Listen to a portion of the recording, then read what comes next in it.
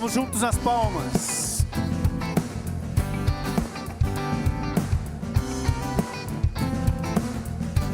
Vamos lá?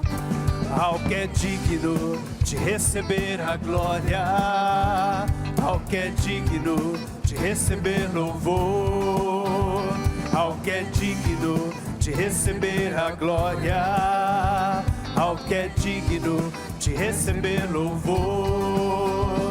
Levantemos nossas mãos e adoremos a Jesus, Cordeiro de glória.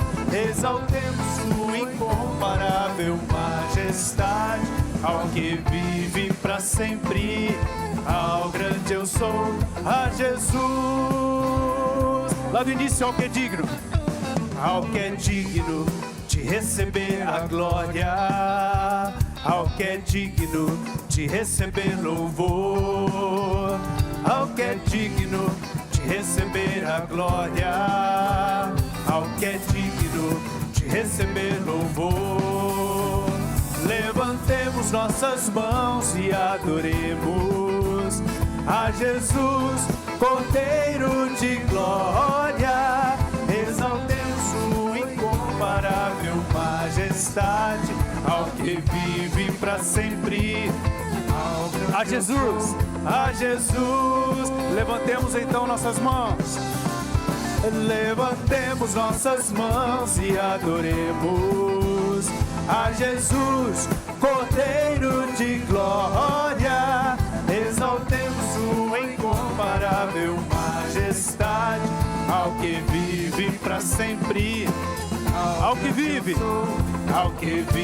para sempre, ao que vive para sempre, ao grande eu sou, a Jesus.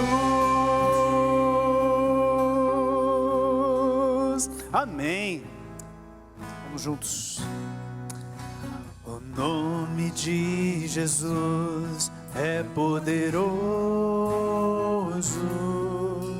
O nome de Jesus é sobre todos.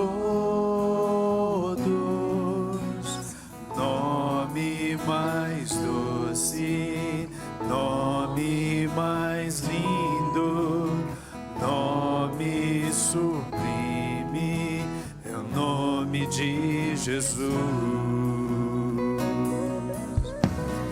O nome de Jesus é poderoso.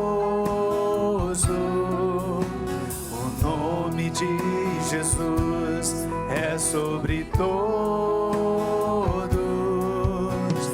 Nome mais doce, nome mais lindo, nome sublime, é o nome de Jesus.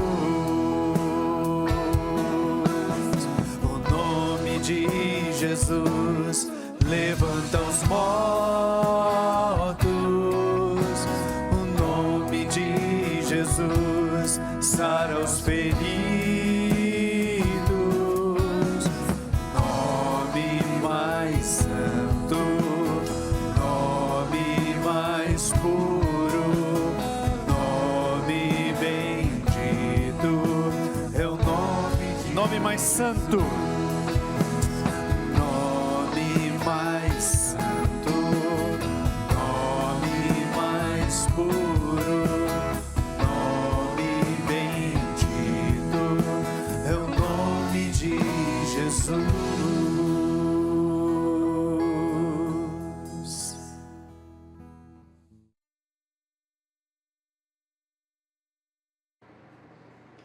Olá, queridos irmãos, espero que vocês estejam bem, desfrutando da graça e bondade do nosso Deus.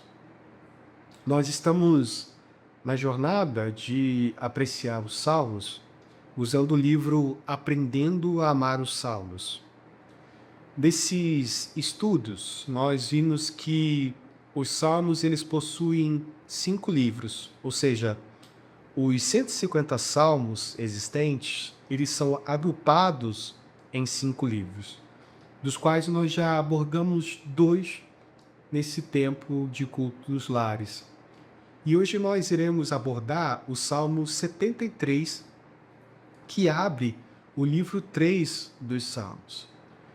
No livro 3, a maioria dos salmos é de Asaf, e ele também é o autor desse salmo. Asaf era alguém que tinha talento para a música e serviu no templo em Jerusalém durante o reinado de Davi. Ele conduzia a adoração no templo e com isso também ele escreveu vários salmos. Um deles é o 73, que nós iremos fazer a leitura agora.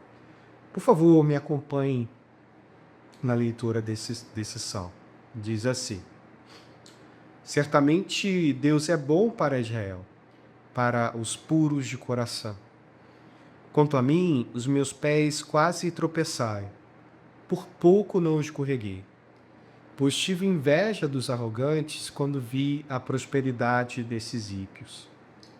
Eles não passam por sofrimento e têm um corpo saudável e forte.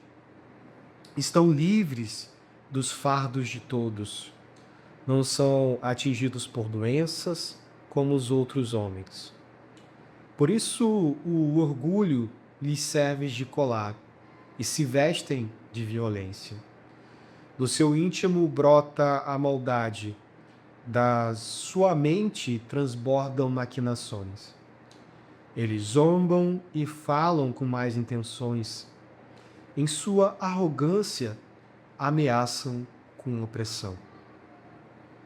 Com a boca arrogam a si os céus, e com a língua se apossam da terra. Por isso o seu povo se volta para eles e bebem de suas palavras até saciar-se. Eles dizem: como saberá Deus? Terá conhecimento o Altíssimo? Assim são os ímpios, sempre despreocupados, aumentam suas riquezas. Certamente foi-me inútil manter puro o coração e lavar as mãos da inocência, pois o dia inteiro sou afligido e todas as manhãs sou castigado. Se eu tivesse dito, falarei com eles, teria traído os teus filhos. Quando tentei entender tudo isso, achei muito difícil para mim, até que entrei no santuário de Deus e então compreendi o destino dos ímpios. Certamente os põe em terreno escorregadio e os fazes cair na ruína. Como são destruídos de repente, completamente apavorados, completamente tomados de pavor. São como um sonho que se vai quando a gente acorda. Quando te levantares, Senhor, tu os fará desaparecer.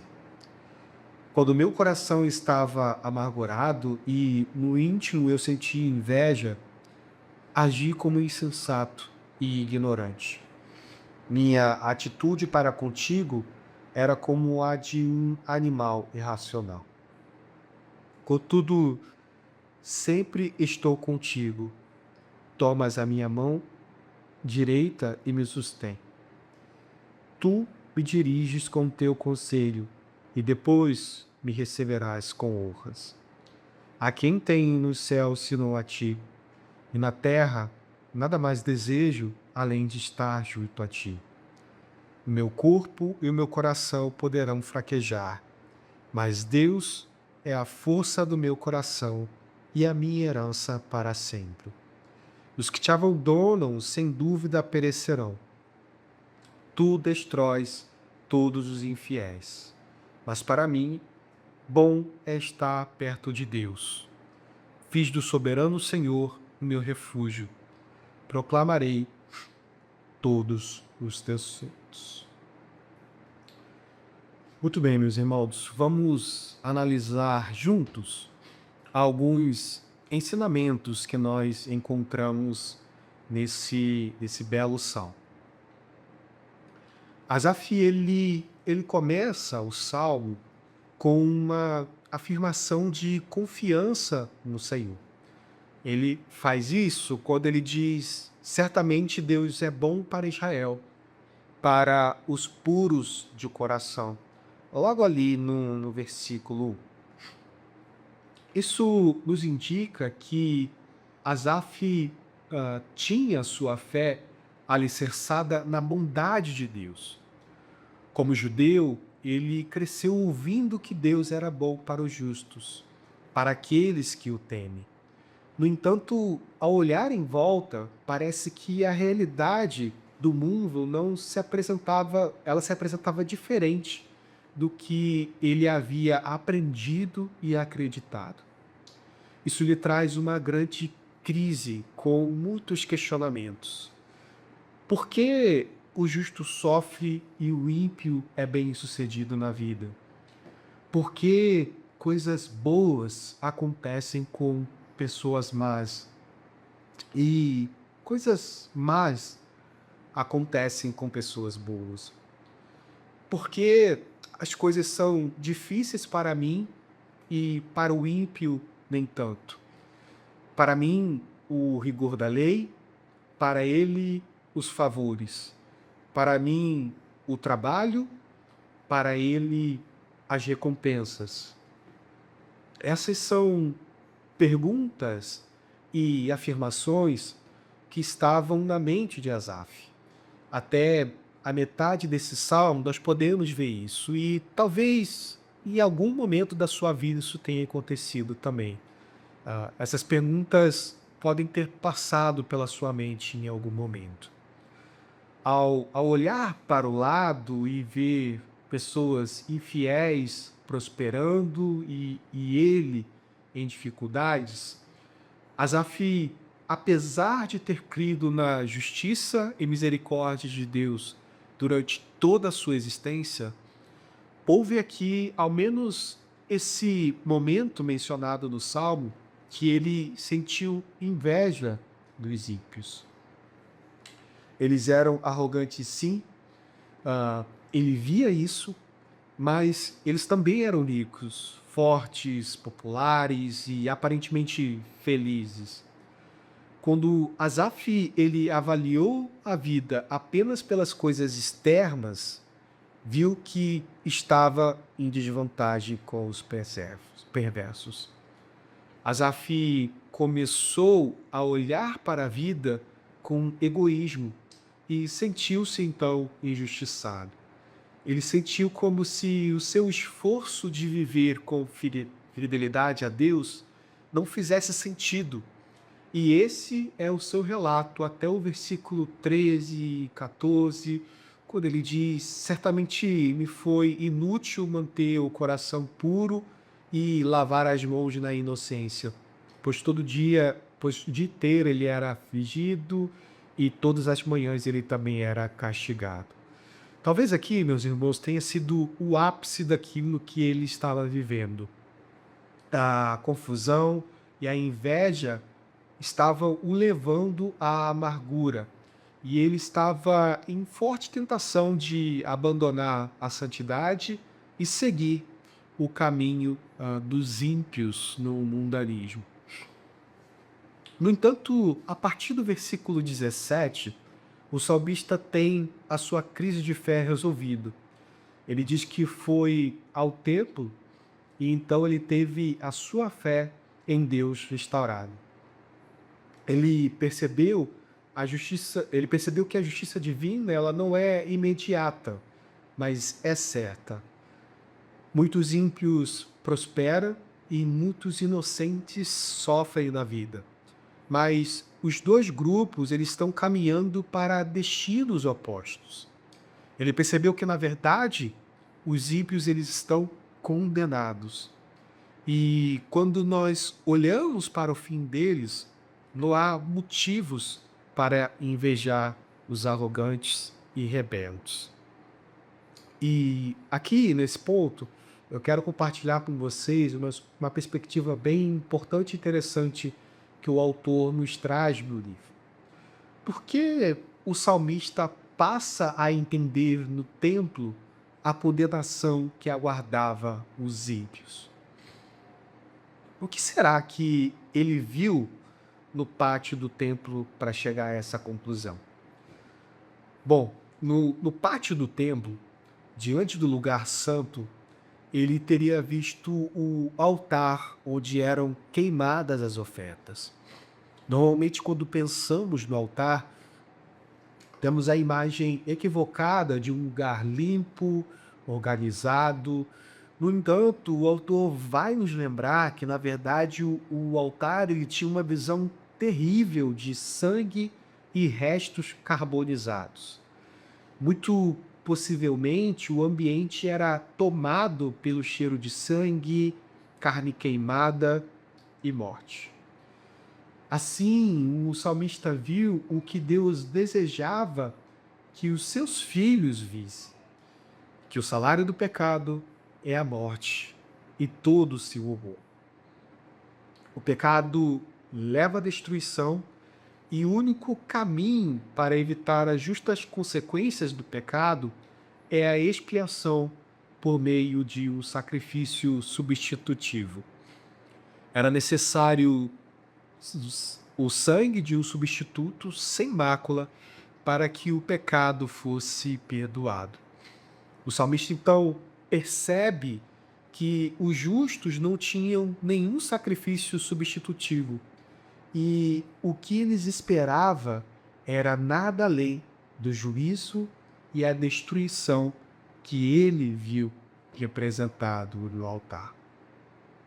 Ele, então, percebeu que os ímpios podem prosperar por um dia, mas ao final eles estariam diante de Deus e do seu juízo. Coisa terrível será, meus irmãos, para aqueles que não reconhecem a Jesus como seu Senhor e Salvador de suas vidas. Entendendo, então, o destino dos ímpios, fica claro para Asaf como Deus é bom e que o Senhor ele esteve sempre presente na sua vida, como ele menciona aqui no versículo 23, de sustentando mesmo em meio ao conflito que ele vivia ali anteriormente, né? Mesmo a sua dúvida ali com relação à sua fé. Ele também reconhece claramente sua confiança na graça futura como filho de Deus, quando ele diz no versículo 24, tu me diriges com o teu conselho e depois me receberás com, né? Então ele já fala de um momento futuro onde Deus o receberá. Já no versículo 25, ele traz a verdade de que nenhuma alegria terrena pode superar a alegria que temos no Senhor. Ele então afirma e nos inspira a deixar de lado as circunstâncias momentâneas que aqui vivemos, tendo claro que diante de qualquer uma delas, Deus é suficiente para nós. Assim, meus irmãos, podemos viver dias difíceis, dias em que podemos ser tentados a vacilar na fé. Nesses dias, como foi aqui com o salmista, nos lembremos que Deus é suficiente para nós, nessa vida e para além dessa vida. Que Deus nos abençoe e até uma próxima oportunidade.